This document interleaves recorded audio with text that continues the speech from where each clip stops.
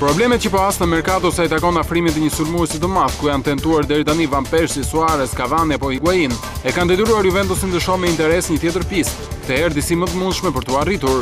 Bëhet fjalë për yllin e futbollit malazez, Stefan Jovetic, i cili ka shkëlqyer në sezonet e fundit me skuadrën e Fiorentinës dhe tashmë është gati për kapërcimin e madh në karrierë. Edhe në këtë drejtim betejë është e ashpër, pasi Chelsea dhe Arsenal janë dy skuadra që pëlqejnë prej kohësh Joveticin, por Juventus ka marrëdhënie shumë të mira me drejtuesit vjollc dhe veç parave mund të ofrojë edhe Quagliarellën si shkëmbim për të marrë shërbimet e këtij talenti.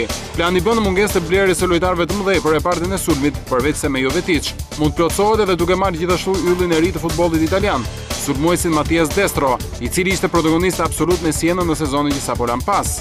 Ndërkohë Inter vazhdon të jetë tepër aktiv në Mercato. Drejtuesi i kësaj skuadre, Piero Ausilio, i cili prej disa ditësh ndodhet në Brazil, duket se po i merr frytet e kësaj vizite pune. Kështu klubi zikaaltër ka arritur në parim marrëveshjen me Corinthians për të blerë për 9 milion euro shërbimet e mesfueshorit Paulinho. Tani më mbeten për të diskutuar të tjera detaje të kontratës. Po ashtu Inter ka bërë hapa para për të blerë talentin e San Paulos Lucas, për të cilin skuadra braziliane kërkon 30 milion euro, ndërsa Inter është gati të ofrojë deri në 20 milion euro.